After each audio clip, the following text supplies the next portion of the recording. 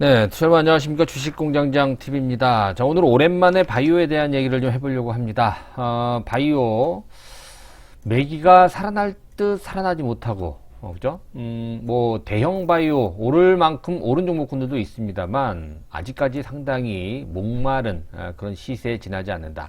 시장이 그동안에 상승한 거에 비하면, 특히나 IT, 반도체, 이런 기타 성장주들이 상승한 거에 비하면, 바이오는 아직까지도 만족할 만한 수익률을 얻지 못했다. 특히나 중소형 바이오주 같은 경우에는 굵직굵직한 이벤트, 어떤 이슈, 호재성 재료에도 불구하고 단발성에 그치고 마는, 그리고 최근 들어서는 어떤 좋은 이슈나 재료 이런 부분이 나와도 약발이 안 먹히는 그런 시장 흐름이 계속해서 이어지고 있는데요. 자, 바이오에 어떤 문제가 있는지, 또한 앞으로 바이오의 매기가 살아난다면 대형 바이오에 우리가 집중을 해야 되는지, 중소형 바이오주에 집중을 해야 되는지, 구체적인 종목에 대한 예를 들어서 오늘 영상을 한번 꾸며봤습니다. 일단은요, 여러분들, 시장 분위기 상으로 봤을 때 이 바이오가 올라갈 수 있는 굉장히 최적의 상황이에요. 과거 어떤 경험치라든가 환경을 고려해 본다면. 그런데 전혀 매기가 확산되지 못하고 있죠. 사실 삼성전자라든가 이런 대형 IT 지수 관련주들에 비하면 바이오는 같이 올라갈 수는 없어요. 양립할 수는 없습니다. 다소 좀 반비례적인 관계로 그동안의 시장에서 틈새로 지수가 조정을 받거나 또 삼성전자 같은 이런 종목군들이 조정을 받는 틈을 타서 올라갔었는데, 최근 들어서면서는 그런 어떠한 흐름도 규칙적으로 나타나지 않고 있는 그런 모습인 것 같아요. 뭐 셀트리온이라든가 또 삼성 바이오로직스, 또 SK 바이오팜, 이렇게 대형주들이 있고요. 그 외에 기타 중소형 바이오들도 많이 있습니다만, 그렇게 매기가 살아나면서 시장에서 주목받는 그런 종목군들은 많지가 않다. 자, 그렇게 본다면 중소형 바이오주 중에서 바이오주들 중에서 좀 주목해 봐야 될 종목이 어떤 것들이 있는지 하나하나 좀 살펴보도록 하겠습니다. 자, 현대투자 유료 문자 회원 안내 뒤에서 자세히 말씀을 드릴게요. 한번 읽어보시고요. 뒤에 가서 안내를 좀 받으시면 될 것 같습니다. 자, 일단 뭐 거래소 코스닥을 막론하고 지금 바이오가 바이오 하면 사실은 코스닥이에요. 그렇죠? 그런데 이제 형님들이 대거 많이 코스피로 좀 이전이 됐고 코스피로 상장이 됐기 때문에 일단 뭐 셀트리온을 떠나서 설명하기가 좀 어렵죠. 시가총액 상위 종목으로 코스닥을 떠난 지 몇 년 됐는데요. 그리고 SK 바이오팜 작년도에 상장이 돼서 굉장히 좀 관심을 많이 가졌습니다. 최근 들어서 주가는 좀 많이 부진한 모습이고, SK가 지분을 조금 블랙들에 넘겼다라는 그런 단기적인 이슈에서 또 한 단계 좀 내려와 앉아 있는 그런 모습입니다.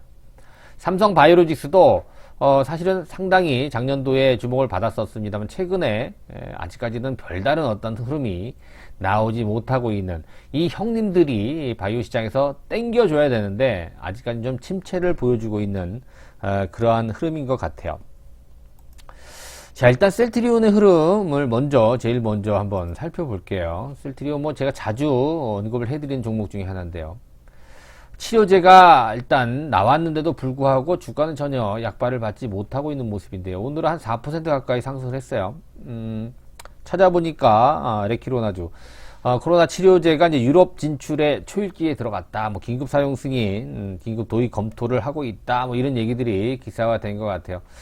하지만 셀트리온은 지난번에도 말씀을 드렸다시피 기술적 반등에 지나지 않을 것이다. 이런 전망이 지배적이에요.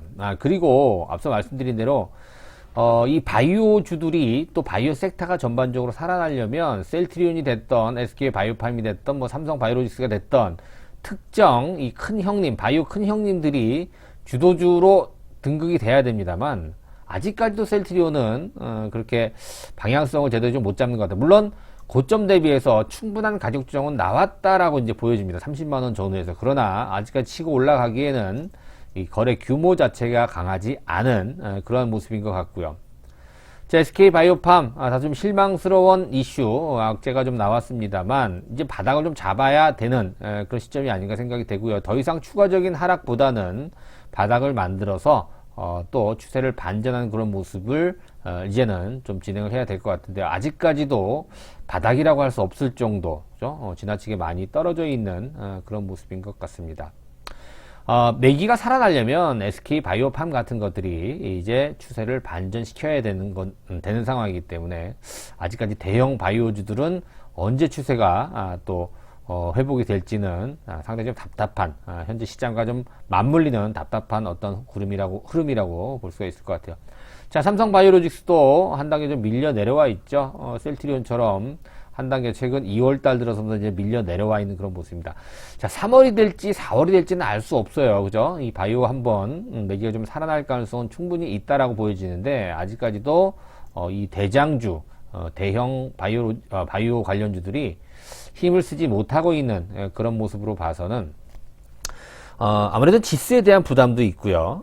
그쵸? 시장에 대한 작년도에 좀 쉼 없이 올라온 종합주가지 3,000포인트 이상에서 좀 충분히 조정을 받아야 되는 그런 어떤 시장 기조라고 본다면, 이 대형 바이오주들이 올라가서 지수를 끌어올리긴 어려워요. 단지 지수의 버팀목 역할은 할 수 있을 것 같아요. 그죠? 그렇지만 지수를 끌어올리는 삼성전자라든가 이런 대형 IT처럼 지수를 끌어올리는 그런 어떠한 상황은 당분간은 좀 어렵지 않겠느냐. 그렇게 봤을 때 대형 바이오주들은 아직까지 좀 답보 상태가 되지 않을까. 그죠? 특히나 여러분들 뭐 잘 알고 계십니다만 HLB 같은 경우도 마찬가지예요. HLB 같은 경우도 뭐 최근 들어서면서는 또 거래소로 이전 또 얘기도 좀 나오고 있죠. 그쵸? 지난번에 그 기사 하나 때문에 시가총액 수조 원이 좀 날라갔어요. 그런 오해 아닌 오해, 아직까지 또 뭐 팩트 결론이 나진 않았습니다만 검증되지 않았던 뭐 일간지 어떤 기사 때문에 뭐 임상에 대한 삼상 논란, 또 뭐 허위 공시가 났다, 뭐 성공했다라고, 그죠? 실패했는데 성공, 뭐 이런 식으로 기사가 나와서 주가 수조 원이 날라갔죠, 시가총액이. 그래서 뭐 공매도도 그렇고 이렇게 이 주주들이 좀 연합을 해서 지금 이제 거래소로 주총 때 이전하려고 지금 뭐 준비를 하고 있다, 이런 기사를 이제 본 것 같습니다. 근데 그게 이제 뭐 주주들이 원한다고 해서 당장 갈 수 있는 상황은 아닌 것 같아요. 그죠? 그리고 회사 측에서는 아직은 뭐 검토는 하고 있지만 아직까지는 결정된 게 없다, 이렇게 얘기하는 것 같고요. 과거 사례를 보게 되면 뭐 셀트리온도 그렇죠. 셀트리온도 코스닥에서 코스피로 이전된 다음에 주가 굉장히 좋았고요. 카카오도 그랬었고, 네이버도 그랬고, 그죠? NC소프트 또 하나투어 거기 나와 있잖아요. 다 전 사례가 좋았기 때문에 HLB도 이 코스피로 이전이 되게 되면 공매도로 뭐 자유롭진 않겠습니다만 지금 코스닥에 있는 것보다 훨씬 더 낫지 않겠느냐. 그리고 쓸데없는 그런 어떤 의심, 또 루머 이런 것들로부터 조금 더 자유로워질 수 있지 않을까. 그렇게 본다면 HLB에 대한 본질 가치, 이런 부분이 주가에 재평가가 될 가능성이 높다라는, 그죠? 주주들의 요구가 될 수 있다라는 거 충분히 또 고려해 볼 만하죠. 또 특히나 코스피로의 진입 장벽이 많이 낮춰졌잖아요. 그죠? 이제 뭐 시가총액 1조 원 이상 정도면 가능하기 때문에 뭐 조건도 많이 까다롭지 않고, 과거에 뭐 LG텔레콤이라든가, 그죠? 지금 LG U+, 뭐 아시아나항공, 포스코케미칼, 뭐 현대중공업 같은 이런 굉장히 코스닥에서 코스피로 이전이 돼서 좋았던 그런 어떤 경험들이 있기 때문에 HLB가 좀 상당히, 또 주주들은 강력하게 좀 요구할 가능성이 있습니다. 좀 지켜봐야 될 그런 문제고요. HLB도 주가가 상당히 좀 지지부진한 그런 모습을 계속해서 보여주고 있는데, 최근 들어서 바닥에서 좀 벗어나고 있는 그런 모습이긴 한데요. 한번 볼게요. 이 충격, 이거 뭘로 누가 보상해 줄 겁니까? 이거 정말. 그쵸? 좀 답답한 그런 어떤 노릇인데, 뭐 HLB의 어떠한 그 임상, 또 가치, 본질이 흐려지는 어떠한 하락은 아니에요. 그죠? 워낙 주가가 오랜 기간 동안 지지부진했었고 여러 의심들이 많은 그런 가운데 뭐 기폭제가 됐다라고 봐야 되겠죠. 그래서 이 상처를 당장에 치료하기는 좀 어렵다. 이런 관점인 것 같아요. 뭐 바닥 정도는 확인했다라고 볼 수 있겠습니다만, 여기서 이렇게 주가가 이렇게 잘 결집이 된 상태에서 아래로 꺾여 있는 그런 모습에서 다시 추세를 말아 올린다라는 것은 적지 않은 시간이 걸린다, 이렇게 기술적으로 좀 보여지기 때문에 당장은 조금 이제 등락이 거듭되는, 그죠? 그런 모습이 또 시간이 좀 필요할 것이다. 그래서 이 대형 바이오주들은 글쎄요, 조금 뭐 중소형주들에 비해서 조금 약하지 않을까, 이런 관점에서 오히려 좀 가벼운 애들 있잖아요, 그죠? 자본금이 작은 그런 종목분들이 조금 유리하지 않을까 또 이렇게 생각이 됩니다. 뭐 예를 든다면 뭐가 있을까요? 뭐 여러 종목이 있습니다만 뭐 레고캠 바이오라든가, 그죠? 레고캠 바이오라든가, 또 뭐 자주 말씀을 드렸던 바이넥스라든가, 또 뭐 알테오젠, 뭐 이런 종목. 알테오젠도 많이 떨어졌네요, 그죠? 알테오젠도 뭐 중소형이라고 볼 수는 없겠지만, 그죠? 이번 시간에 좀 말씀을 드리려고 하는 그런 종목이 바로 브릿지 바이오 테라퓨틱스하고 NK맥스인데요. 여러분들 뭐 브릿지 바이오 테라퓨틱스 좀 생소한 그런 회사일 수도 있어요, 그죠? 좀 길죠, 그죠? 브릿지 바이오 테라퓨틱스.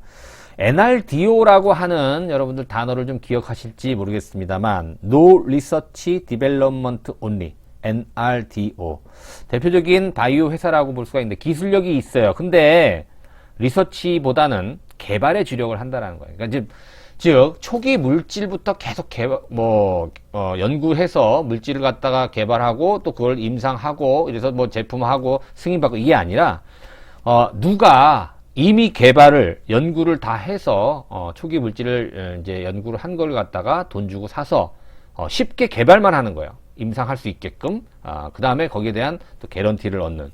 사실 NRDO는 우리나라 바이오 회사들한테 굉장히 적합한 그런 어떠한 또 하나의 섹터가 되지 않을까 생각이 됩니다. 브릿지 바이오는 그렇죠, 라이센스 아웃으로 굉장히 큰 어떠한 금액으로 그죠, 라이센스 아웃을 했던 경험도 있죠. 최근에 50억 투자를 받았어요, 그죠? 레고캠 바이오로부터 50억 투자를 받았는데, 사실 레고캠 바이오하고는 관계가 있죠. 2017년도에 초기 물질 BBT877 특발성 폐섬유증 관련 신약 개발 물질을 갖다가 인수를 해서 개발, 임상에 도달할 정도로 지금 개발을 하고 있죠.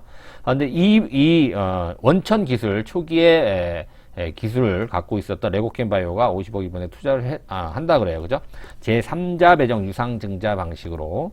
이번 투자를 계기로 양사의 또 협업도 강화될 걸로 기대가 되고, 이 NRDO, 특히 이 개발, 임상할 수 있는 브릿지 바이오의 BBT877이라고 하는 특발성 폐섬유증 신약, 이 부분에 대한 기대를 또 해볼 수 있는 그런 상황이죠. 레고캠 바이오도 물론 그 기술을 이제 팔잖아요. 팔아서 어느 정도 임상이 될 때 우리가 런닝 개런티 식으로, 그죠? 마일스톤이라는 걸 받게 되잖아요. 임상에 들어가게 되면 얼마를 또 받고, 이상 들어가게 되면 또 얼마 받고, 그죠? 이런 식으로 계약을 하는데, 레고캠 바이오가 그런 마일스톤을 받고, 브릿지 바이오 테라피틱스로 기술을 이전을 한 상태에서 추가적으로 50억 투자를 더했다? 글쎄요, 뭔가 나오지 않을까, 이런 또 막연하지만 또 기대감을 가져보게 할 수 있는 그런 어떤 내용이 아닌가. 자, 한번 보죠. 브릿지 바이오 테라피틱스. 제가 작년도에 간간히 언급을 해드렸던 그런 종목입니다. 근데 이제 이 종목이 기술적으로 상당히 의미가 있고, 최근 한 3, 4일 정도 주가가 좀 올랐어요. 오르락 내리락 하고 있는데, 저점이 계속해서 높아지고 있는, 기술적으로 굉장히 양호한 모습을 보여주고 있다는 점이 브릿지 바이오 테라피틱스 뭔가 좀 품고 있는 그런 흐름이 아닌가. 또 주가도요, 상장한 이후로, 2019년 상장한 이후에 바닥을 다 확인을 하고 점차적으로 올라가고 있다라는 점이 브릿지 바이오 테라피틱스에 대한 어떤 기대감을 더해주는 그런 대목이 될 수 있지 않나. 여러분들 관심을 갖고 지켜보셔야 되는 그런 종목입니다. 그렇죠? 그리고 중소형 바이오라는 것이 아무래도 대형 바이오보다는 조금 더 유리한 그런 국면이기 때문에 더 관심을 좀 가져봐야 될 것 같아요. 그리고 한 종목 더 소개를 시켜드리면 NK맥스, 제가 작년도에도 간간히 많이 말씀을 드렸던 회사입니다. 종목 슈퍼 NK 세포 치료제입니다. 항암제인데요, 그죠? NK 세포. T세포 치료제 또, 그죠? 많이 나와 있습니다만, 이 NK세포가 최근에 많이 주목을 받고 있는데요. 지금 임상을 많이 하고 있어요. 국내외적으로 임상을 진행을 하고 있고, 이건 이제 병용 치료를 한다는 얘기입니다. 즉, 항암제에다가 이 슈퍼 NK가 이제 이름이에요. 이 NK 세포 치료제를 같이 합해서 암 환자들한테 투여를 하게 되면, 항암제는 항암제로서의 작용을 하면서 이 NK세포라고 하는 것은 사람들의 몸속에 있는 자연 살해세포예요. 내추럴 킬러, 그죠? 이건 뭐냐, 암세포를 자동적으로 죽이는 면역세포예요. NK세포가. 근데 이 NK세포를 증식을 시키는 기술을 갖고 있어요. 누가? NK맥스라는 회사가. 그래서 항암제와 더불어서 모든 항암제가 가능하죠. 거기다가 슈퍼 NK를 갖다 병용 치료를 하게 되면 항암제가 암세포를 물리치고 이 자연 살해세포가 부작용 없이 또 암세포를 살해할 수 있는, 그래서 암이 나을 수 있는 그런 임상 실험이 지금도 계속해서 진행이 되고 있죠. 그죠? 그런 회사다. 여러분들 이렇게 생각하시면 될 것 같아요. NK맥스 관심을 가진 어떤 그런 만한 중소형 업체인데요. 당장은 지금 돈을 못 벌죠. 그죠? 이 NK뷰키트라고 이제 캐시카우가 있는데요. 이 피 가지고, 혈액을 가지고, 키트를 갖다 대면, 수치가 있어요.